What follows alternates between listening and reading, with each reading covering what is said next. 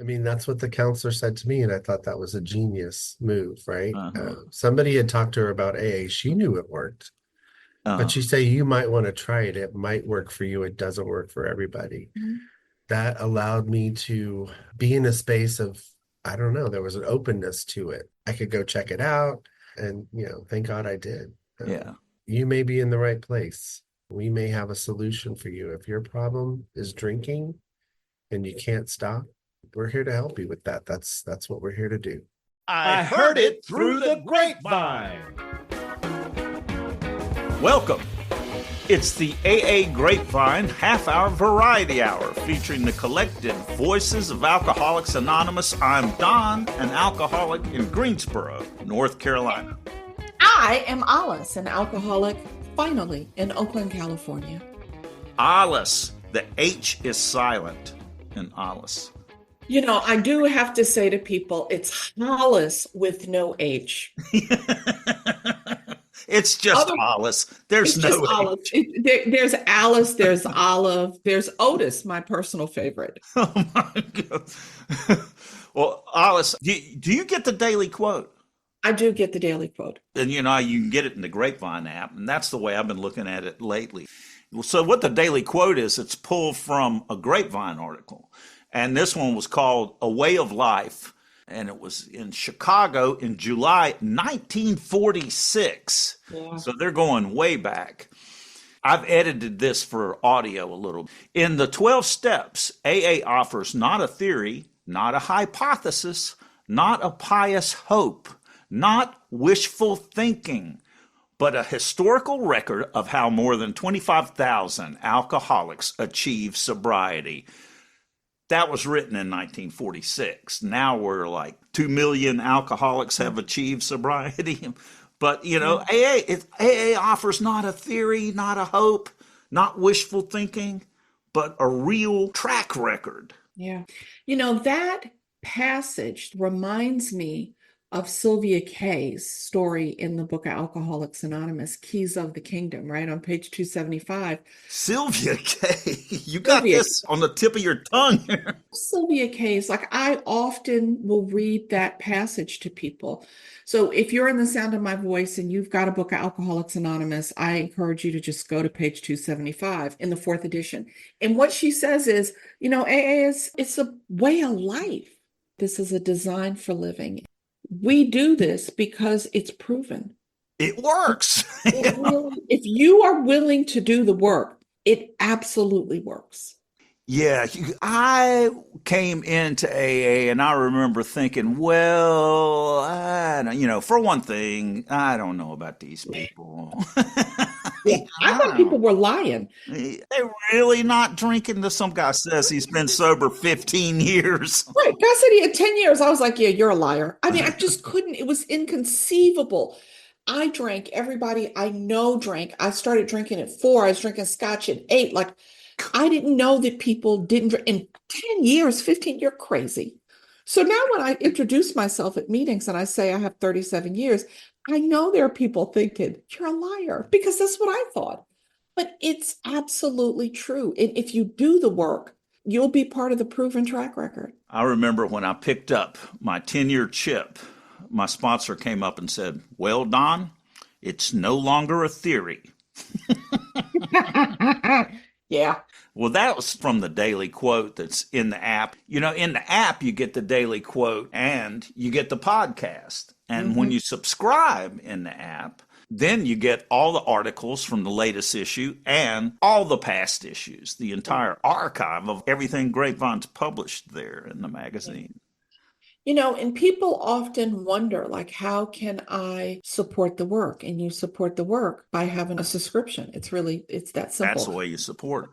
Who's on the show today, Alice? So today we have Patrick C., who's coming to us from New York City. Patrick is a general service office staff member, which you will often hear us call GSO. And he is currently serving on the International Convention Desk. Oh, doesn't that sound fancy? Which means that he has all of the current information on the big event that is coming up July 2025 in Vancouver. British Columbia. I'm going, and I know you're going because the Grapevine's going to be there. And we're also going to get Patrick to answer a question sent to us for our segment, A Newcomer Asks. But first, the news.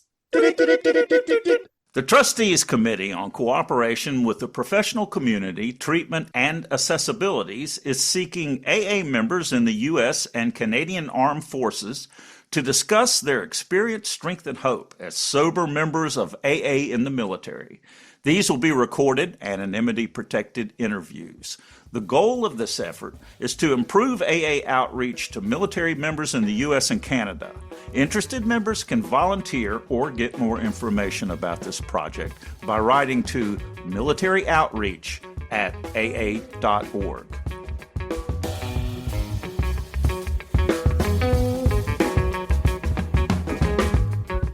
Our 12 Steps is a brand new collection of stories from AA members about working the program's 12 Steps of Recovery. Each chapter illuminates a different step through the experiences of a wide variety of AA members. This volume features all new, up-to-date stories from the pages of Grapevine, the International Journal of Alcoholics Anonymous. This is great for sponsees and step meetings, and it's only $13.99 at aagrapevine.org/books.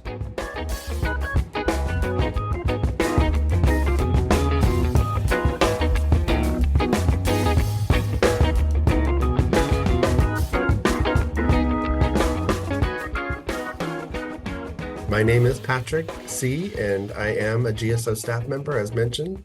I've been working at the office since 2017 and have had several assignments, but my current assignment is planning the 2025 International Convention, as you mentioned. Okay, we want to get to that, but first I want to meet you, Patrick, the alcoholic. Uh-oh. Were you?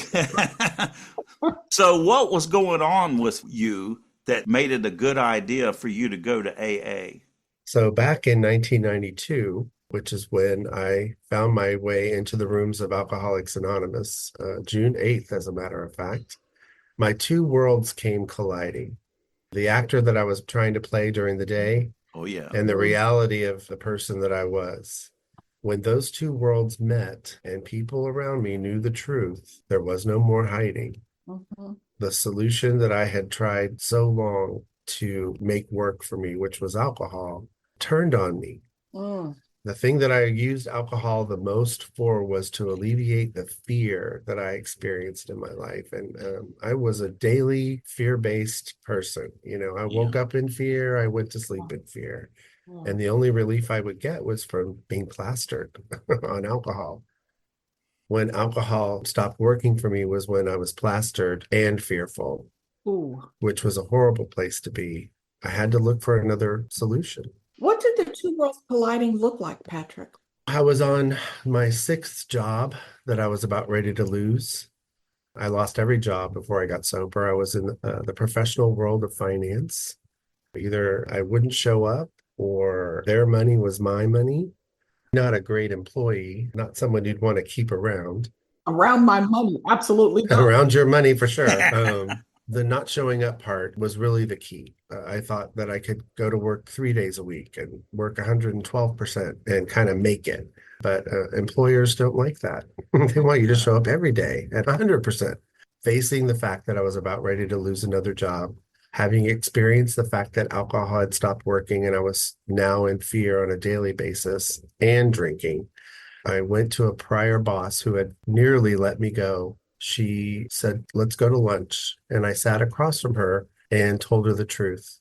I told her the truth about my life, about my empty apartment, about there's no food in the pantry. You know, there's hot check writing going on. There's just unmanageability abound. She said, well, are you willing to do something about it? I said yes. And I didn't know where that came from because that was not my normal response. And so I ended up going to this employee assistance counselor and I told her the truth. So now I'm telling the truth times two. This is like barreling down the hill here. She said these words to me. You might be a person who would be good to try Alcoholics Anonymous. It might work for you. It doesn't work for everybody. And the thought that crossed my mind was, it has to work for me. And I didn't know where that thought came from. So I had a friend of a friend who was not drinking, was in AA, willing to take me to my first meeting. And so he walked me into the On the Road group in Houston, Texas. And from that day forward, I've not had a drink. Wow. That night, I was handed the big book, which I kind of put on the shelf because, it was big. I also got the pamphlet of the 12 questions, and that's what I went home and read that night. I remember lying across the bed and reading those questions and just like, yep, yes, yes. Mhm. So Sean was the guy's name, and he said, I'm going to come get you tomorrow night, and we're going to go to another meeting. And he took me to 7 meetings in 7 days, Wow. and then turned to me and said, "That's your schedule." And I didn't know any different. I didn't know I could say no. And so it was my schedule. And what I really wanted to happen was my old life to go away and a new life to start today, yesterday, really, right? I wanted it instantly. And I thought that was going to be the way that it was in AA. But you guys have shown me that it's a slow progress. Slow and steady wins the race. Yes. So when did it become true for you that AA was no longer a theory, but it was real and your life had changed? A good question, because I did not grab hold of the solution right away, other than the fact that I did not drink. I was hanging on by the seat of my pants, still experiencing fear, still experiencing unmanageable life, still experiencing all the craziness of my thinking and my way of living and my ideas. And so I had sponsors, and I remember I would get peace from like sitting with them, and they would share about the big book and share about turning it over. And I would like get an hour of peace, like being in their presence. And then I go home and do it my way. For me, the emotional pain, I had to hit bottom with that and the way I was living my life, and realize that I needed to change the way that I was living. And that needed to be changed through the process of working the 12 steps. Like the solution kept getting presented to me, the toolkit being laid at my feet, and I kept going, well, no, Right. maybe this one, maybe I'll say a prayer, maybe tomorrow I'll pray, I'll pray today, but not tomorrow. It was just like I was trying to do it my way. And I finally got a sponsor who was loud enough and could get through my thinking to help me see that I needed to do it a different way, which was his way of guiding me through the program. And that's what works. Because then you get sobriety and serenity, right? The first time I experienced serenity, I thought I was bored. No drama. There was no drama in my life, and I didn't know what that was like. I would try to create something. It's been a long, slow journey in recovery for me. Yeah. That was guided into service very early, into general service. And so that's why I find myself here at the general service office all these years later. Yeah. I heard somebody at a meeting say that recovery does for us slowly with a level of permanency what drinking does quickly and temporarily. Wow. When we really start using the spiritual tools, the thing that we were seeking, that peace, that freedom from bondage and fear, we get it gradually, but with this kind of solid, unshakable foundation.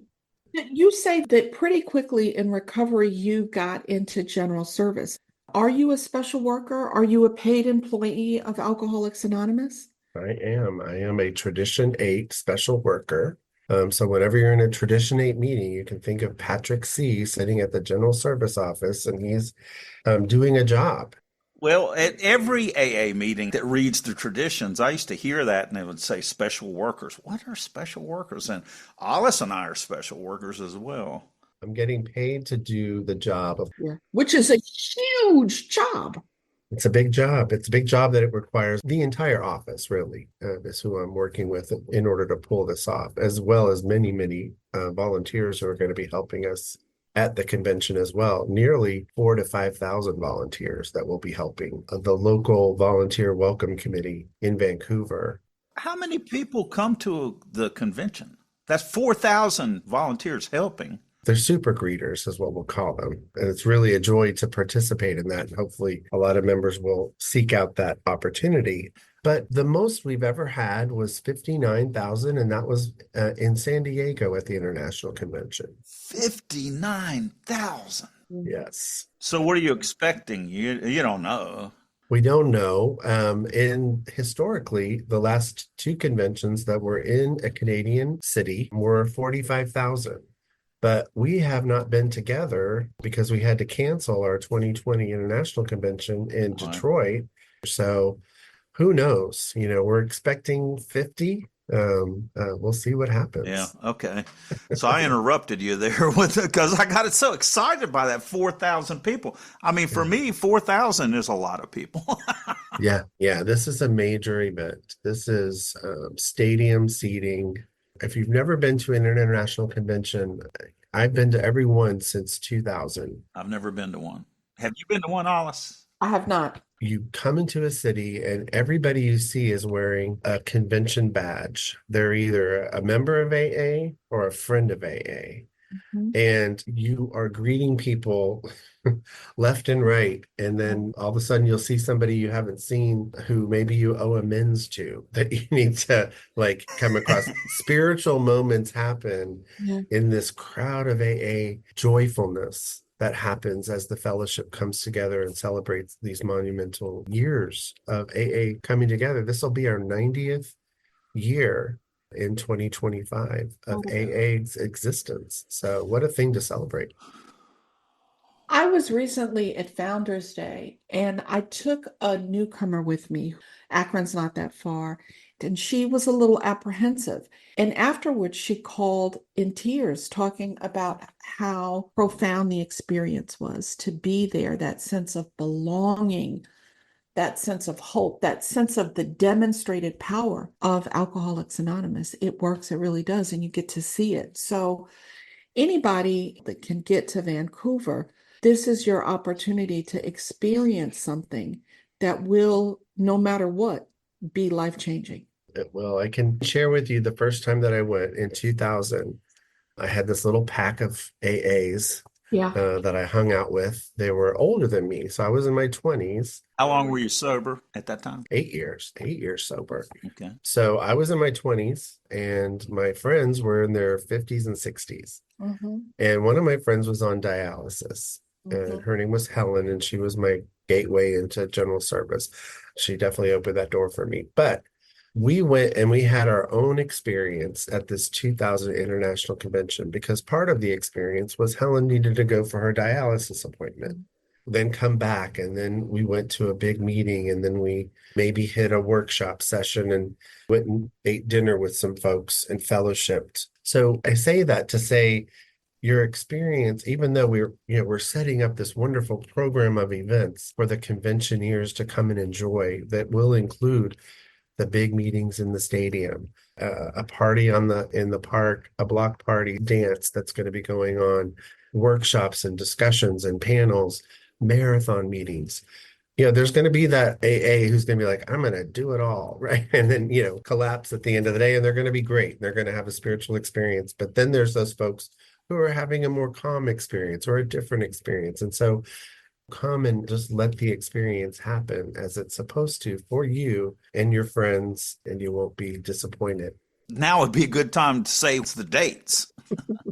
So it is July 3rd through 6th, 2025. But the upcoming deadline that everybody really needs to understand and get excited about is registration. And so registration opens September 10th. September 10th, folks. September 10th, 2024. And when does it open? Because that's always the next question. It's going to be noon Eastern time. Okay. Because everyone will be get ready, get set on their computers trying to register, because you need to register first, get a confirmation of your registration, and then you'll be sent into the housing pool if you're in need of housing. And not everybody is, but for those who are, they'll be able to get registration and housing. And when you say the housing pool, what does that mean? So we have been working with the city of Vancouver since 2013. Wow. Yes, I wasn't even here yet. I wasn't even working at the office. I'm just the current guy wearing the shoes, as I like to say. We worked with the city. We go and visit the city. We have site visits.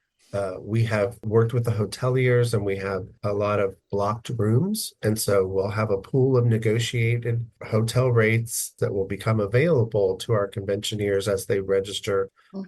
We're also going to be utilizing Airbnb, but it's going to be through our process, as well as we're going to have some universities. Dormitory rooms are going to be made available at lower cost. So we're really trying to think of all the different members in need of rooms to stay in. So we don't need to do two things, register for the convention and then start researching where am I going to stay. We do it all in one place at one time. Correct. Yeah. Some people have gone ahead and called and tried to get a room in Vancouver, and they're going to pay whatever rate they're going to pay. It's not part of our negotiated rates and room block that we've made with the city. About how many beds do we have access to?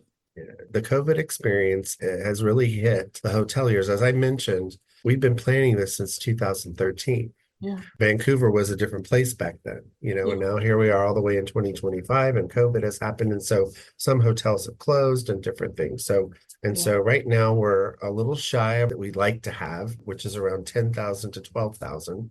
And so we're going to see how this rolls out, and our higher powers are going to be in charge. We probably will sell out, and then we'll go back to Vancouver and be like, hey, we need some new rooms and work with the city. So we have our convention consultant who's going to help us with that. But that is just heads up to people. Do not dilly-dally. Yeah. And what's really interesting is that historically, we do book around 10 to 12,000 rooms. Yeah. I have no idea where the rest of the people stay, but they find their way. So they, whether it's with friends or some people are camping, and there's all different information that we are providing in our frequently asked questions on our website about those kinds of things if you're wanting to do something different. Yeah. So, Patrick, what are you excited about that's going to happen at the convention? Now, I've never been. You're going to have speakers. You're going to have workshops. I mean, what happens at the convention? It's really exciting. So we do have so many workshop programs that we have tentative titles for, and they're your serenity and sobriety, or sobriety and spirituality, or 10th step, or traditions. All of those kinds of things will be happening. Will there be like a Wits End Joke Fest workshop? That would be wonderful. Not on the docket at the moment. Okay. Giving me an interesting idea. That was a plug. There will be, just so you know, we are planning an AA Grapevine play. So it is something that it's like a skit that's usually a parody of a musical, or who knows what it might be. I don't have any idea this time, but it is being planned. The highlight, of course, is the big meetings, which there are 3 in the stadium, which is known as the BC Place Stadium, where we'll all come together. Just us coming together in a stadium is an amazing feat. But there's a flag ceremony of all the different countries that are represented by the registrants. Now, I've heard the flag ceremony is like the most moving thing. Describe that. Well, I think you have to see it to experience it, to see those flags coming across the stage and know that that's a country where the message of AA has been carried to and is alive and well, and one person is continuing to carry it to another, and shows how AA has grown in our 90 years. We're going to be celebrating AA starting in all these various countries and thriving. Yeah. And being represented by a member of AA from that country who's registered for the convention. They get picked at random to be the person who's going to carry that flag across the stage. So for that person, what a great event for them in this random way. There's a lot of emotions that come from watching that experience. In all of the AA conferences I've been to, the thing that always chokes me up is the countdown. Mm-hmm. Oh, yeah. I've heard that the sobriety countdown is amazing at the international. Yeah, absolutely. So it happens at the convention with all in the big room, in the big stadium. So it's quite a.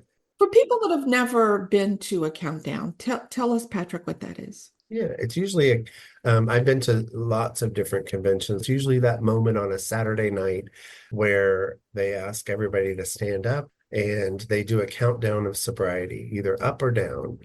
Sometimes they do it both ways, where you go, who's the oldest sober person in the room, not by age, but by years of sobriety? Who's the youngest sober person in the room? And so something along those lines will happen. And so everybody's clapping and cheering for all those years of sobriety that get acknowledged. So it's quite an experience. I've been to one of my favorite countdowns was at the Young People's Convention. Oh man, nothing like Icky Pop. I've seen them do it when I was there at one particular convention where they did a different song from the year. So Yes. whatever the 1992 famous song was, and so I was Yeah. dancing on a chair, along with everybody else having a good time. So it was a lot of fun. So, Patrick, I was reading this AA history book called Not God. I'm going to read a little section, and I'm hoping that y'all have been able to secure this for the Vancouver International Convention. The centerpiece of the 40th anniversary International Convention of AA held in Denver, Colorado in July 1975 was a gleaming stainless steel 600-gallon coffee urn that dispersed the warm brown brew through 50 spigots. Now, wouldn't it be something to find that thing? I would be impressed to find that thing. I have never heard of it. So again, you're giving me a couple tasks to do after this podcast. I've got to search down where is this urn. I wonder if it exists. I have no idea. I will have to find out. I always tap my friend in archives on the shoulder, Michelle. But there will be coffee. There will be coffee. There will be ice cream.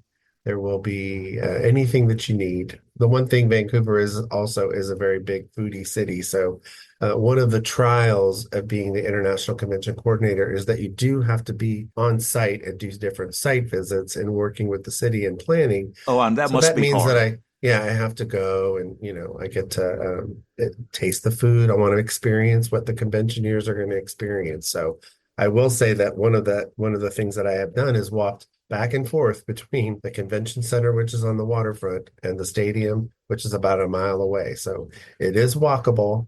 We will be doing something called the walk, where we'll all have a pathway from the convention center to the stadium where we can all do it together as we go from the daytime events to the evening events. And I know that the Grapevine is going to be there, and we're going to have a table, and people will be able to visit, come see us, maybe record something with us, because we want to report what's going on at the convention. I'm excited that you're going to continue to come back, and once a month we'll visit with you and hear what's up, new news about the International Convention. If you want the latest information, go to aa.org. There's a yellow banner that says International Convention, learn more. That's where I'm keeping everybody updated with the latest information. And by September 10th, when registration opens, the link to online registration and housing will be on that page. I'm looking forward to it, Patrick.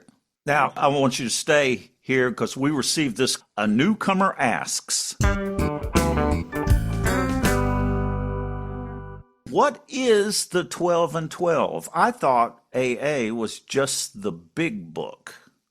A great question. And wouldn't you know it, I have been reading the 12 and 12 again. It's one of my favorite books. And it was a book that Bill wrote somewhere in the 50s, I believe, because we had learned more about the steps and about practicing the steps and experience with working the steps, as I understand it. And Bill wanted to make sure that that got captured. It was also a book about both the 12 steps and our experience with how did the traditions come to pass? How did they get developed? Why did we, start with tradition one? And why is our unity so important? And so reading through these chapters really gives you an insight into the tumultuous years that were happening in early recovery. Some of the pitfalls that we went through, groups today don't have to go through the same ones. We can actually utilize the traditions in order to avoid them. Or if we do find ourselves in some of the same pitfalls, then we can read about how did they get out of them? And we can use those experiences to get out of them as well. But one of the things as an example that I really love about the 12 and 12 is step 8. Made a list of all persons we had harmed and became willing to make amends to them all. Step 8 to me was a little bit of a mystery because I never really wanted to look at myself. I didn't like criticism about Patrick or anybody to point out any of my faults. But it gave me a roadmap to list out my character defects. It shares about them. What are character defects? Why do we have them? Why do we practice them? But it also then allowed me to take that list and go, oh, sometimes I'm a liar, or sometimes I stole stuff. And I would be able to say, oh, who did I lie to? I lied to my parents or, my friends or my coworkers or my boss, everybody on the regular, basically, or I stole from. And it just helped me as I was building that list to then make amends later in step 9. So it was just another level of practicality with the steps to put them into place in a way that I could understand them. So I was grateful to have another resource to read and understand the steps by. Yeah, the 12 and 12 is a great additional resource to the big book, and it really goes into such personal detail about the steps. I agree that reading that in some ways made it more understandable than in the big book for me at the very beginning. I had trouble understanding the big book. And over the years, I've gotten to just absolutely love it. But at the beginning, the 12 and 12 seemed to speak really more directly. I love the way that Bill talks about character defects being natural instincts, but it's gone out of proportion. And I could go, oh, yeah, I can see that in myself. So that's true. And then the traditions are based on a series of articles that Bill wrote and published in the Grapevine one by one. Then he expanded on a little bit and put it into a book. And to discover that the traditions are really the experience of AA learning what not to do. It's almost every tradition at some point. Bill and the early AAs did it and decided, nope, we can't do that. We've got to do something different. So I just love that about the traditions. It's really learned experience. Well, Patrick, this has just been great. Thank you for being here. Thank you for having me. It's great to meet you both.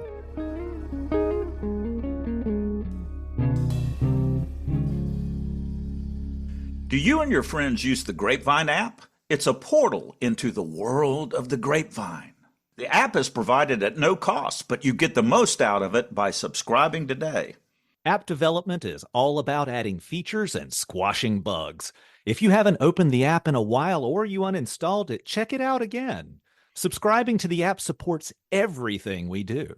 We provide the podcast, the YouTube channel, our Instagram account, both the Grapevine magazine and Lavinia, and all the Grapevine books and literature. The app is free to download in your phone's app store and has great content and features provided at no cost to you, like the August 10th daily quote from Bill W. Concerning any given service, we pose but one question. Is this service really needed? If it is, then maintain it we must, or fail in our mission to those who seek AA. If you want to help us reach out to other alcoholics, subscribe for $2.99 a month. You'll support all things Grapevine, including this podcast. Congratulations, little Grapevine app. Only $2.99 a month.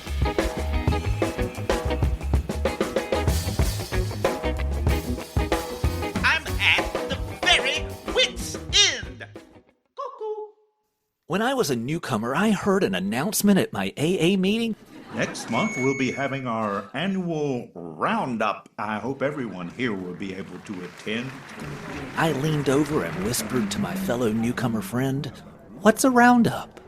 I think it's like Woodstock, but without sex, drugs, or rock and roll.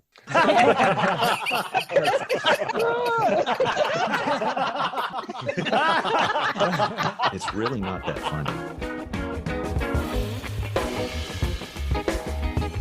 Please listen closely, as our options have changed. Thanks for joining us. The AA Grapevine Half-Hour Variety Hour is posted every Monday and is produced by AA Grapevine, Inc. We don't speak for AA as a whole. We share the experience, strength, and hope of members to help others recover from alcoholism. All things Grapevine are available at aagrapevine.org, including our app and how to get in touch with us. Find us on Instagram and YouTube. If you want to know more about AA, visit aa.org or search online for Alcoholics Anonymous and your city. That was freaking adequate. Put that in!